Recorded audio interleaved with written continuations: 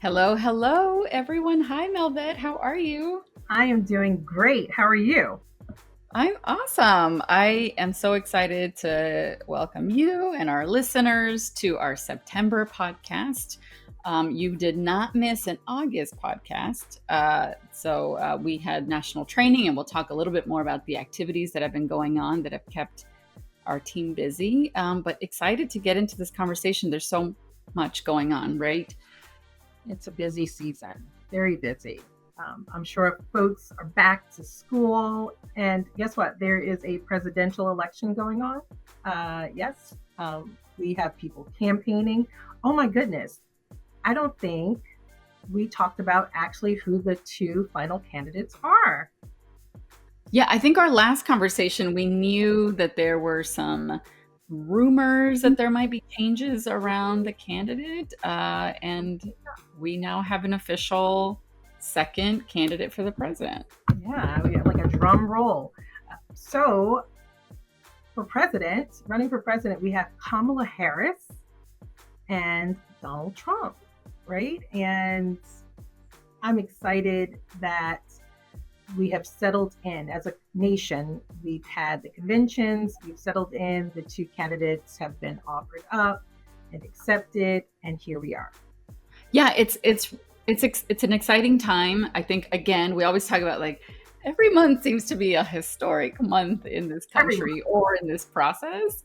And I think once again, right, we see something that is a historic process where we have a president who is essentially after the first term really stepping back and has offered another candidate, our vice president for this position. And I think it's just been really interesting to see how folks are engaging. We're seeing more like Zoom calls for the candidate, which is something I've never seen in my years as a voter. Like so many of these Zoom calls with candidates and for candidates. So there's a lot of really interesting things that are coming out of this specific campaign. It's a lot. And it's technology, right? Like Zoom, I'm still amazed, but also all the things that come with technology, there's good and bad, right? And so we're seeing more use of AI in campaigns and robocalls, but also we have the good where candidates can actually interact directly with their audience on these Zoom calls, right? With thousands upon thousands of people, which is amazing. Right. And all these also very like specific groups, right? We have like specifically white men for Kamala or like teachers for Kamala. So I think it's also been interesting to see the different intersections of identity across these different voter constituents. I think as a parent leader observing and participating in this process as we get ready to vote on November 5th, one of the things that I think I have been more clued into that I haven't so much in the past was specifically both the Republican convention and the Democratic National Convention, where each of these parties selects, officially selects their candidate, right? I think those are things that happened at the peripheral for me as a voter, and this is the first time where I've really watched and observed and learned about the process for like every state voting and having a speaker and the speeches and sort of the intent of each of the speeches to inform the public who this candidate is. And I think for me, that's been really interesting. And I encourage if you are a parent leader who wasn't so clued in, and these were happening in prime time also, to go back and watch both of the parties. I think there is a lot to learn around language and culture and mention of policies in both of those conventions. And as a parent leader, really ask ourselves, where do I see myself aligned in political ideals, in wants and policy, and even in voice and culture? I think for me, that is really what I was looking for, is who's speaking my language? Where am I reflected? These are now two candidates that my own 13-year-old is really looking at in a very different way. And so he's older now, right? And so I think it's also What types of changes will they make that will directly influence my son by the time he gets to voting age, which is not that far off for us. And so it's just really interesting, a process I haven't been involved in the past, and I've enjoyed this time around. And we have a debate coming up this week. Yeah, and so I think by the time that we record this, right, that debate will have happened. But again, if you're listening to this and wondering, like, what debate was that? We know that those things will be these events will be recorded. There'll be transcripts, and so as parent leaders, it'll be important to sort of like go back and see what did that back and forth look like. How did they engage with each other? Because that has a very it's a mirror into how they will engage with their cabinet and with the public. All of those things matter. So it'll be important, again, as parent leaders, not just to hear it, not just to like consume the TikToks and the reels that will only give you like a bit of those debates, but like really watch it or read it if that's the way you consume. All right. Let's see. So what we wanted to talk about, Melvette, was a little bit more, since we are talking about this upcoming election, is what we do as parent leaders, right? Around elections and voting and sort of how we can engage more in this space. You, Melvette, what does this usually look like for you this time before an election? Well, I've shared this a number of times. So I have 4 adult children at this point, and we are getting ready to think about candidates, like local candidates. So of course, the presidential election is big, but we have a lot of local elections happening and state elections. And so we're looking at ballots, right? And we are starting to plan out our time, like when are we going to vote? And so there's early voting all across the country. That's something that is really important to me and my family, and that people now have different ways and opportunities where they can cast their ballot or share their vote if they choose, for those who can. So as of August of this year, there are 47 states, if you can believe it, including the District of Columbia, Guam, Puerto Rico, and the Virgin Islands, that offer an early in-person voting to all voters, right? This also includes states with all mail elections. The only 3 states, Alabama, Mississippi, and New Hampshire, there's only 3 of them that don't offer an early in-person voting option. And so I think that's important for people to know and to start looking at, to visit your Secretary of the State, for your state. Visit the Secretary of State's website and see what options you have for early voting. Some states you can vote on Saturday and Sunday. That's my state, Saturday and Sunday voting. Other states have the option, depending on the local election officials, if you can vote on a Saturday. There are many things, right? There's also, what else? Lots of opportunities for mail-in voting as well. And so for some people, they like to go in person. I'm an in-person voter. I like to go in person. It's ceremonial for me to actually go in and do the whole process. Others, there's still the option for absentee ballots, and that's, there are a number of requirements or criteria that you need to fulfill, which is different than early voting.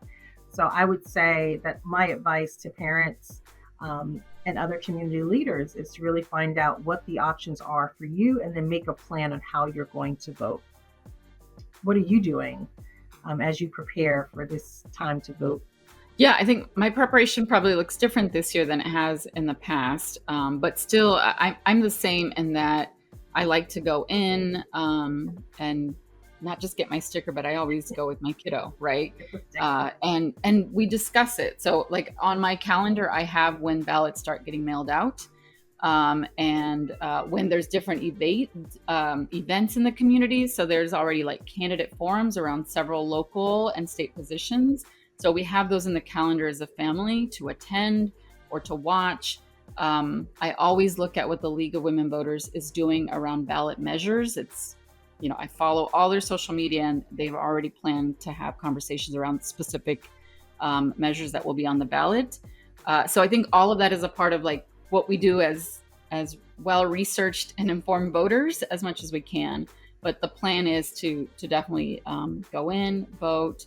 I often will ask my own son what he thinks about some of the candidates after we go to forums and things like that, and want to make sure that he knows that I am voting with him in mind. So that's sort of a part of how we do it. My husband does research separately, and sometimes we'll share back notes, but we don't sit together. I think that it's very much like a separate process for us, as we are different voters, and I think that kind of autonomy is important for us, and definitely wanted to talk a little bit more about that as we bring in a special guest today. But I am excited to bring in another wonderful parent leader that we get to work with. And so we're going to ask Donna Thompson Bennett to come on, who is both a parent leader, but also the executive director of the National Parent Leadership Institute. And we wanted to invite Donna on because of the extensive work that she does around voter engagement, voter registration. But welcome, Donna. I see your beautiful face as you come on, and wonder if there's anything else that you'd like to add to who you are as a human in this space, and then we can get into the work that you do. Yeah. Greetings, Zulema and Melvette. It is such a joy and honor to share this space with you two, because I've enjoyed just listening and watching your podcast. And so to be with you two fellow parent leaders is really just a wonderful, humbling moment. I am a parent leader. I am a proud graduate of Bridgeport Parent Leadership Training Institute, class of 2017. I am the mom of who I lovingly call my two live crew, and partner in love and life and raising them in love and leadership with my husband, Anthony. I have an 8-year-old as well as a 17-year-old. The 8-year-old is our granddaughter, Nyla, who is just a wonderful trip all unto herself, and is a wonderful creative who is blossoming. And Ahmad is our 17-year-old who is in his senior year of high school. And he too just has a Zoom eye, I call it, because he really believes that his dream is going to come true in some world of photography for him. His focus right now is sports. But as you said, you do what you do on behalf of your young person and your grown children that you have actually raised as you've been voting over the years, Melvette. That's true for this household too. Yeah. That we think about candidates, we think about policy issues, we think about how we're to be engaged in community, even in preparation for elections. I also introduced myself as a daughter. I am the daughter of Hazel and Bill Thompson, and from an early age, civics was an important part of who we were as a people and as a family. That it was like, I don't know how, if the order went like this: faith, family, and then civics, right? Or if there was something in between, maybe service, right? Because it was in service in the sense of being engaged civically and giving back to community. And that's something that stayed with me. It's a part of my, I think, really my DNA as a parent leader. So a part of my current engagement as a parent leader in Bridgeport and in Fairfield County, because Bridgeport is one town of 26 that make up the beautiful Fairfield County of Connecticut. And I laugh because that seems like a lot of towns from one county, and we are such a small state, but and we really cover kind of different places geographically in our state. Like Melvette and I both sit in Connecticut right now, but literally 45 minutes from each other, because and weather can be different in our two communities. Politics can be different in our two communities. And so because I'm a part of not only the work of NPLI, and the work of Bridgeport Parent Leadership Training Institute as an alumni member, as a member of the Civic design team, I have the joy of being a part of a faith organization as well as another nonpartisan public service organization, my beloved sorority, Delta Sigma Theta Sorority Incorporated. And through that organization, we have worked to build a coalition in Fairfield County of other nonpartisan 501c3s, nonprofit organizations who believe in the power of civic voice through our voting. And so we recognize every election matters, every election, not just national. So always we are busy doing voter registration. When there's a large, significant election like this, we have an even more focused, impactful campaign that covers a lot of territory. So because I reside in Bridgeport, a lot of the work I've been doing has been centered in my community, being out with fellow partners in the work. And the partners include not only members of the sorority, but other Divine Nine organizations that could be sororities and fraternities, other public service minded, civic minded organizations, the links.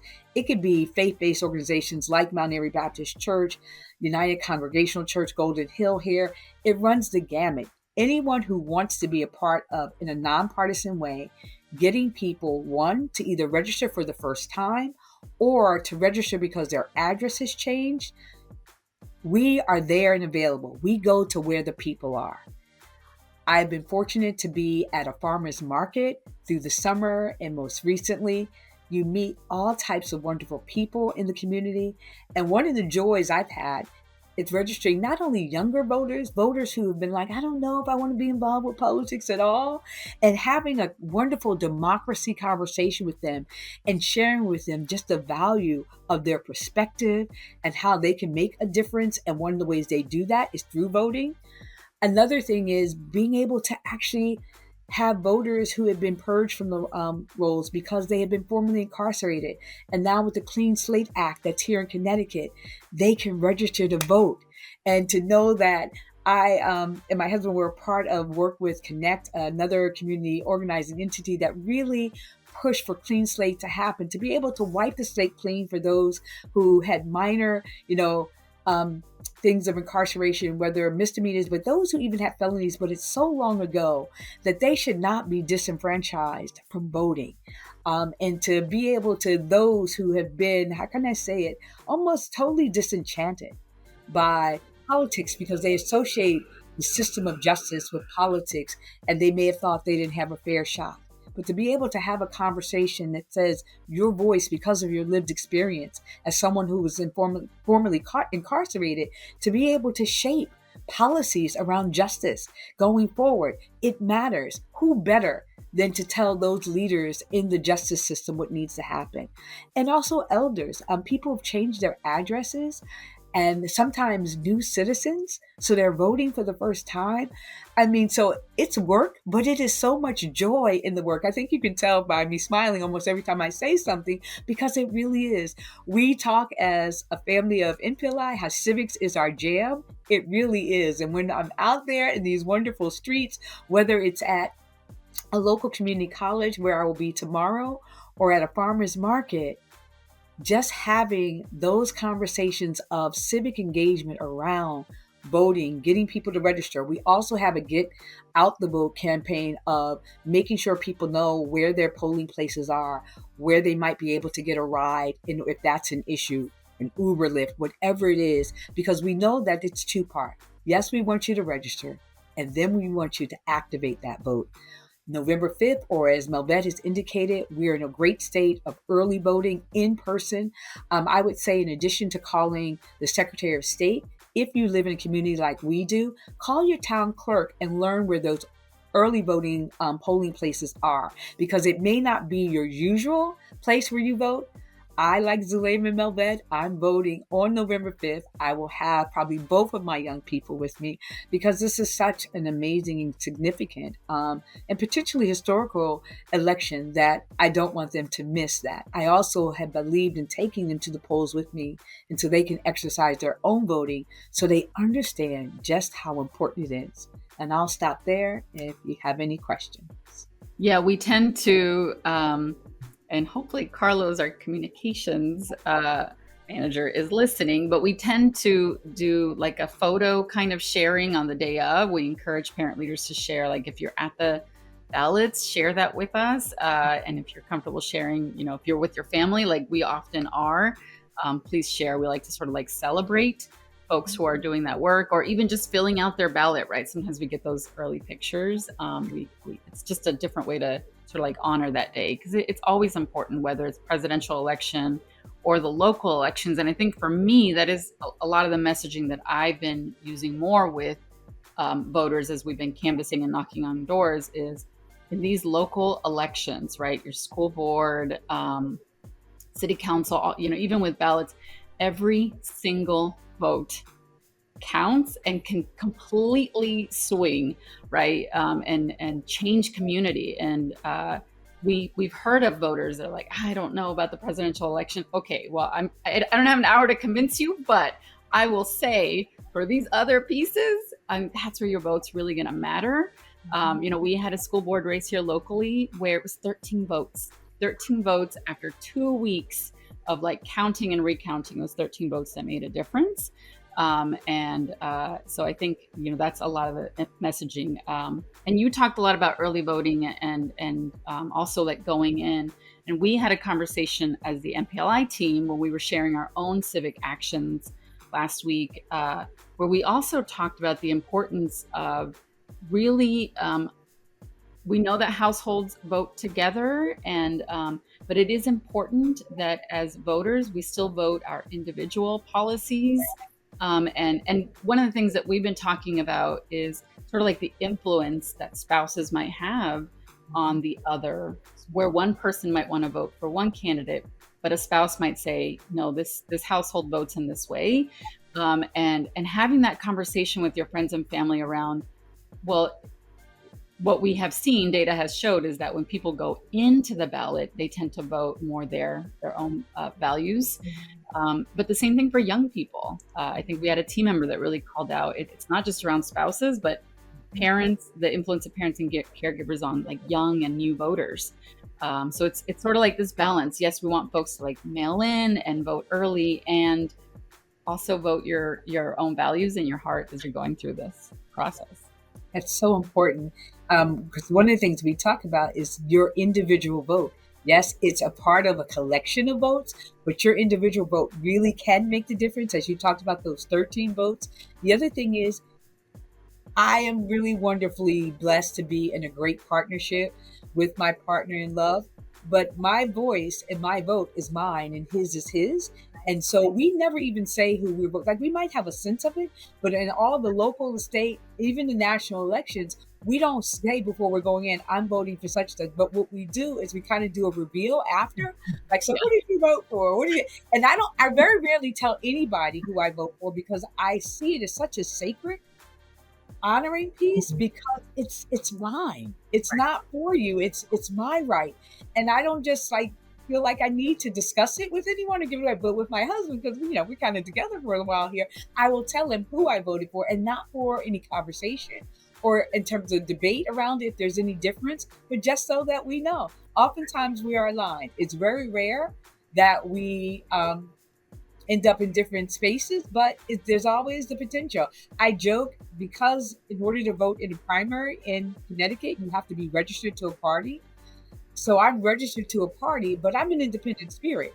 And so though I'm registered to a particular party, I don't always go like down the party. I go with who is what is right for me and what I believe will be good for my children and my community. Yeah. I mean, real talk, out of my 20 years of marriage, there's one time where I told my spouse, if you vote for this candidate, we might have to have a conversation. It was that. It was like, this is our family. Like, I think there's only one case where and so when I heard the data around like individual voting, I totally recognized myself, and I was like, oh, I'm that spouse. It's like, I don't know, this household only votes like the Zulema way. I love it. So I get it. I totally understand. There's a lot that, Donna, that you have been doing over years, right? During this time of election season, voter registration, and all the education that you do with your family and your community.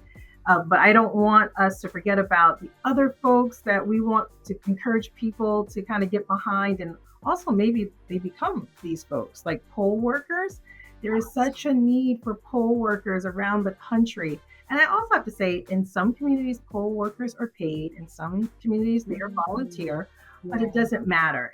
It's such a we're in such a dire need right now for poll workers across the country. So if that's something that people like you're curious about, I suggest like you go online and check it out and see if this is something that is right for you. And there are many jobs at the polls. And I know, Zulema, you've been a poll worker before. It's not just everyone has a particular job at the poll. And some of it is being there all day. Others, maybe not so much. Sometimes you're counting, but there are lots of jobs that everyone can participate in. And not just at the polls, but also in community, driving people to the polls, checking in on your neighbors who might need a ride or who may have decided on that day they don't feel well enough to go to the polls, or maybe they've had a bad day and need encouragement. So I think there's something that everyone can do to encourage people to get out and vote, but also to just be engaged, right? Civic engagement is so important. Yeah, I think some of the actions that you called out, I really think of for folks who don't have the legal right to vote. That doesn't mean we still don't vote our voice through action. And I think there's different ways that we do that. So some of that is, giving folks rides, but also being the sort of like the communicator to the community that you represent or are part of. There's a voter in my family who just recently, has the legal right to vote, but for years has shared, like, these are the candidates, get informed, these are the events, right? And that makes a difference. Or people are asking them questions around elections. And barely this year, they're able to actually, fill out their own ballot. So I think if you're one of those listeners, there's still ways to fully engage in this process and to make a difference, right? When it comes down to these individual votes. Donna, is there any sort of final thought you'd like to leave for parent leaders? Because I think you talked a lot about the actions, and you're doing that as you are executive director of a national organization, as your parents are like teen and adult. So there's a lot that you are juggling. But I wonder if there's any like last minute tips, advice that you would give to parent leaders who are sort of wondering, like, what's my place in this process? I don't know if I could fit like one more thing, right? There's opportunities if you want to be a part of Get Out the Vote, maybe signing up to make maybe an hour of phone calls and do it at an hour that works for your schedule. If you have off, if you work for any school systems and you end up having off on election day, if you're up for it, if there are neighbors, other family members that you can volunteer to give that ride to the polls for, please do that. The other thing is, I would say every parent leader, please check your voter registration status.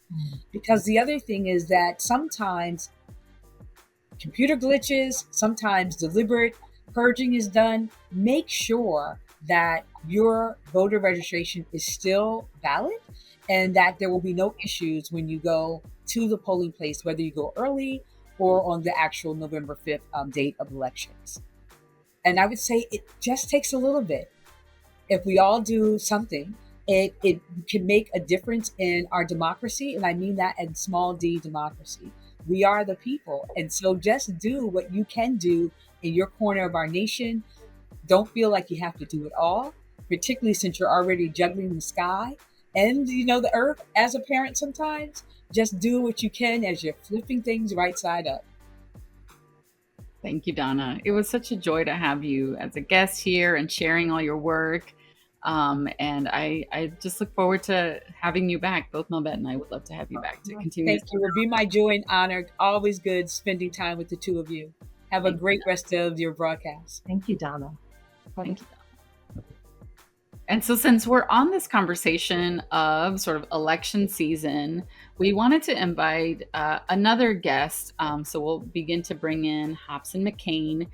One of the things that mostly gets missed or is not talked about as much as we're thinking about voting is the role of judges in this process and us voting in an informed way for local and state judges, and what an impact that can have down the line for larger policies that impact us all and not just at the state level. So Hobson McCain is also a member of the National Parent Leadership Institute and has really been a part of our legislative advocacy work and led, the making of tools and training of parent leaders, and is also another civic nerd along with us as we talk about these conversations. So Hobson, we just want to welcome you into the space. And I wonder if there's anything else you'd like to add to your own introduction that gives context to this conversation. Yeah, no, I appreciate the invite to be here today. So I'm very excited for this conversation. I have a background in local organizing in terms of organizing on the Abrams campaign in 2020. I've also done work raising funds for different candidates along the way as well.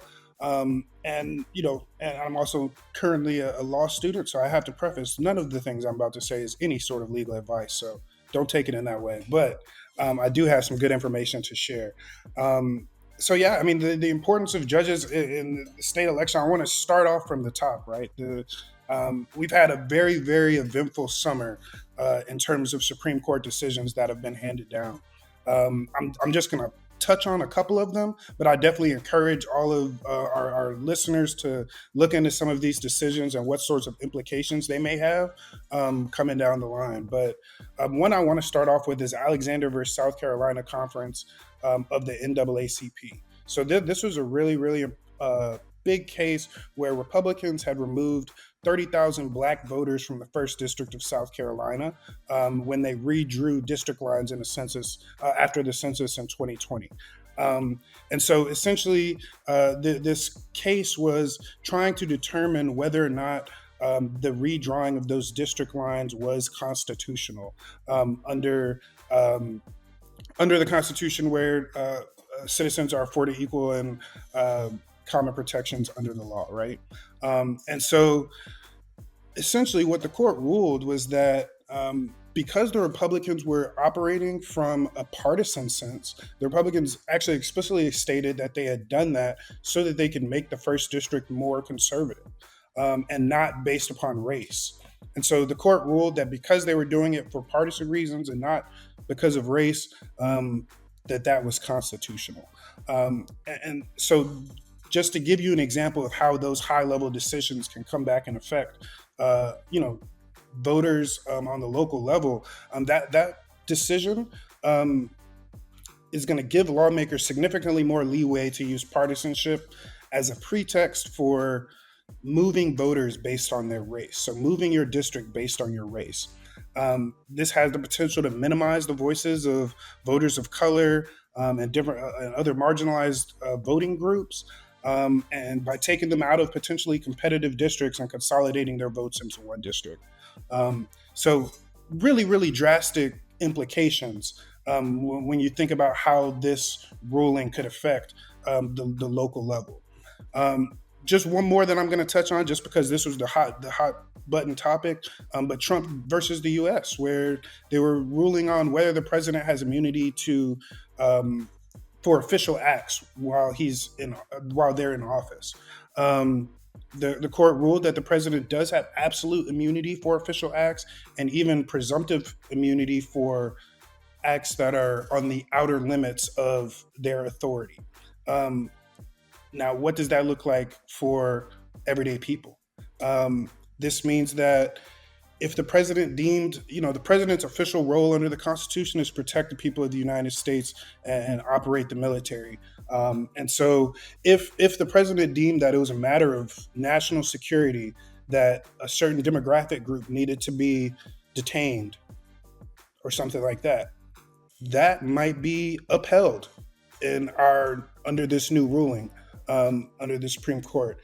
Political violence, where one candidate potentially tries to assassinate another candidate. We've seen some violence in this election. Like those sorts of things, there's an ambiguity now of whether or not those things might be accepted. Before this decision, it was very clear political violence is not okay.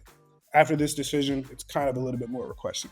So all of that, those are very high-level Supreme Court decisions. I'm trying to explain how those are impacting on the local level. When voters are voting on November 5th, they're not voting for Supreme Court justices, right? Supreme Court justices are appointed by the president. So most of the ballots where you see a judge, it's going to be for a state or local level judge. State court justices are courts of last resort, so they determine conflicts arising under the state law or the Constitution, which means that those judges are going to have a direct impact on, if you have to go to court over a parking ticket, those are going to be the judges that you're voting for. If you have to, if there's a conflict that arises under the state constitution, those are going to be the judges that are making those decisions. But more importantly, when we're looking at the scale of everything, These are the judges that are pulled from to make the president that the president will appoint as district level judges. So the president appoints all federal judges in the United States, and he appoints those judges based upon their record in at the state level. So when you're looking at your ballot, and you see a judge is up for election, it's very important to go and make sure that you look and see what the values of this judge is going to be, because later on down the line, this might be a judge that is appointed to your federal district court, and maybe even potentially one day appointed as a Supreme Court justice and is making decisions, like the Dobbs decision that overturned Roe v. Wade. So these elections are vitally important, not only for appointments, but also for the setting of precedent in your state. If you don't know, precedent is a legal concept that we should rely on the decisions of the past, essentially. And so when courts make a decision, like a Roe v. Wade or like the Dobbs decision, the reason that it's so impactful is because other courts in the future are going to lean on that decision in formulating their ruling. So the next time an abortion case is raised, they're no longer going to look at the decision that was made in Roe v. Wade. They're going to look at the decision that was made in Dobbs, which is going to lead to a lot different outcomes, right?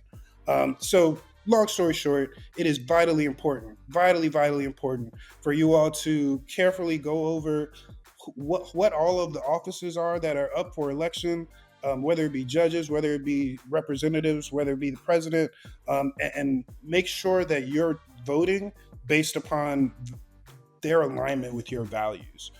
You want to make sure that we're not, you're not just making a vote because the name looks cool or it sounds familiar. You want to do it because this person aligns with your values, so that when these decisions are being made, the community is being shaped in a way that aligns with your values, right? Yeah. I will stop there and Hobson, that was such a wonderful overview, and I just feel like there should be like a whole podcast dedicated to this topic. Like, there's so many feelings that I feel as I'm hearing you, and it made me think a lot of who I have been as a voter. And you said, like, don't vote based on name. There was a time where, as a voter, I was like, I don't know anything about these people. I think they're Latino, so let's do that. I will admit, right, I was not always so informed, and it wasn't until major Supreme Court decisions have been made, and especially with this in the last 5 to 8 years, that I've begun to pay more attention. And so my siblings and I, in the last election 2 years ago, we had like a voter Zoom party, and we each took different judges' names. We had something like 13 to 15 candidates on our ballot, judges specifically, and none of the names are recognizable. And we just said, like, you look those up, and we looked up who appointed them, and we were just saying it out loud. Okay, they were appointed by this governor, they were appointed, and looking at the values there, this is where they've been published, this is who's endorsed them, these are major decisions. Oh, they're using language justice or social justice as part of their messaging. Does that align with what I believe in? So I think all of those, it was really the first time that we had done that type of research. Some lost, some won, but I think it made such a difference in how we engaged with that topic. It's made us pay attention a little bit more. And it's so important as parent leaders that we don't ignore these specific candidates, because the impact just has far-reaching repercussions. And for, I think, a long time, because of the precedence piece, right, for generations to come.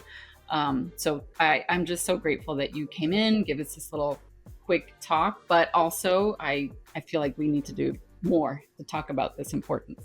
Yeah, this was definitely just a surface level run through. Like we could have 3, 4, 5 podcast episodes about Supreme Court. But the last thing that I'll say, unless there's more questions, is the next president that is elected is actually expected to appoint 1 to 2 Supreme Court justices who are going to determine the shape of constitutional law for the next 30 to 50 years in this country. So if you think about it, that is a generation of people who are going to be impacted by who gets elected in November. So, if the gravity of this election was not apparent before you listen to this episode, I hope that it's apparent now. This is a huge election. Make sure you do your due diligences. But other than that, I appreciate you all having me on today. Thank you, Hobson. It was so good. Thank you, Hobson. Yeah. I mean, what's interesting, Zulema, is not only are the laws and the decisions made that will last for decades and for generations. I think what people don't remember sometimes is that these judges, even the circuit judges, like they are there until they retire, until they decide like, hey, I'm done. Right? Absolutely. And so that's something to think about. Like if we're not paying attention, we're allowing people to hold seats until whenever, right? Forever it seems. And that can be 20, 40 years. So I think that's important too for people to pay attention to. Oh, yeah.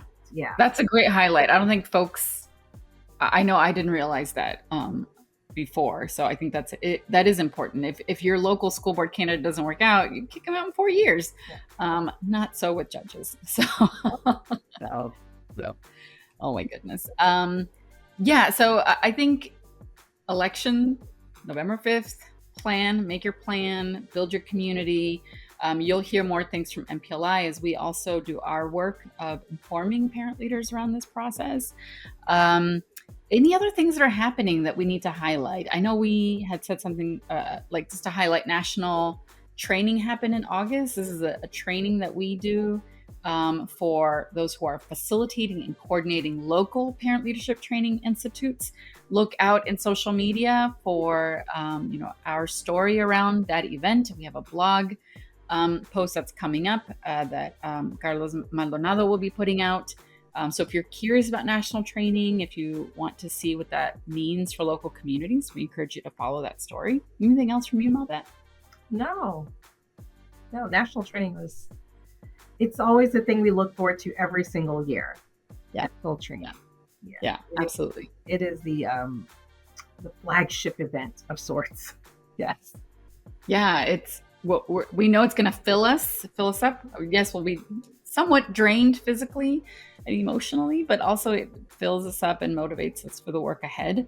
I think the only thing that I would highlight finally is, we have Hispanic Heritage Month that kicks off in mid-September. And as we were planning for this podcast and sort of like putting up sort of the topics that we wanted to discuss, I think this is one in full transparency where I felt, so I'm Mexican-American, if folks didn't already know this, born and raised in California, daughter of Mexican immigrants whom I love. And I felt differently about Hispanic Heritage Month this year as we were talking about this topic. Yeah. And I think it's definitely, I'm in a place of like, it's great, we have a month and it's not enough, right? I don't want to celebrate just like heritage. I want us to really honor the needs of Hispanic Americans in this country through practices like language justice, through anti-poverty policy, right? So I think I'm definitely in a place of like, if you're going to honor Hispanic Heritage Month, really evaluate both as an individual and as an organization, what that honoring looks like in action, in policy and practice. So that is my encouragement for all of us who engage, and not just for Hispanic Heritage Month. This should be the case if we say Black Lives Matter and that we want to honor Black History Month, that it could be a time to reflect on like how are our actions really reflecting this honoring and celebration.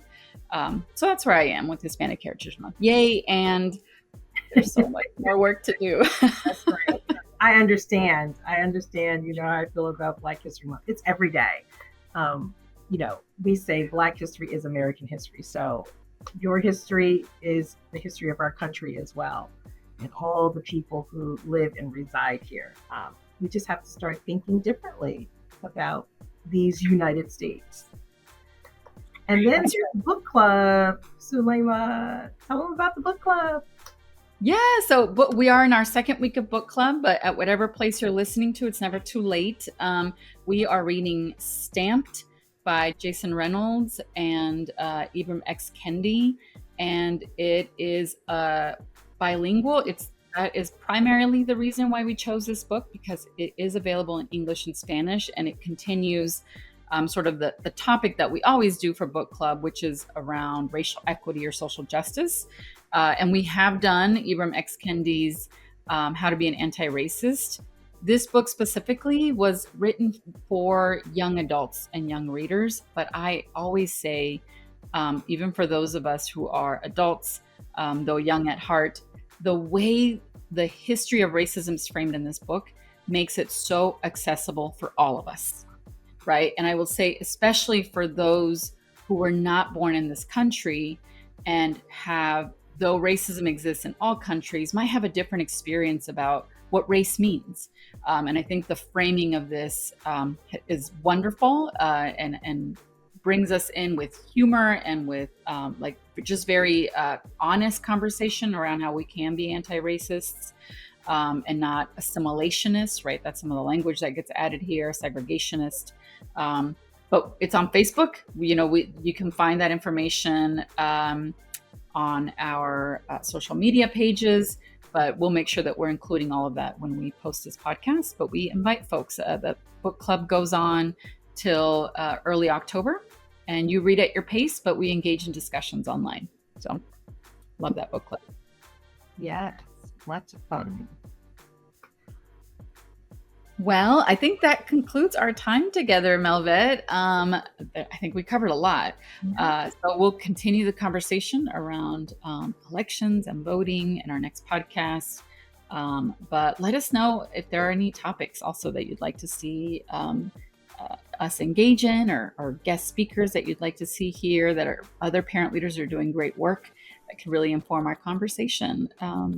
As always, Melvette, thank you so much for just having a talk with me around this. Yeah, thank you. And thanks again to our guests on our podcast today, Hobson, McCain, and Donna, Thompson, Bennett.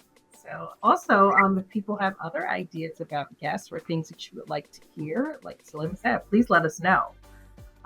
We are open to suggestions. All right, this has been great as always. Thanks, Melvette.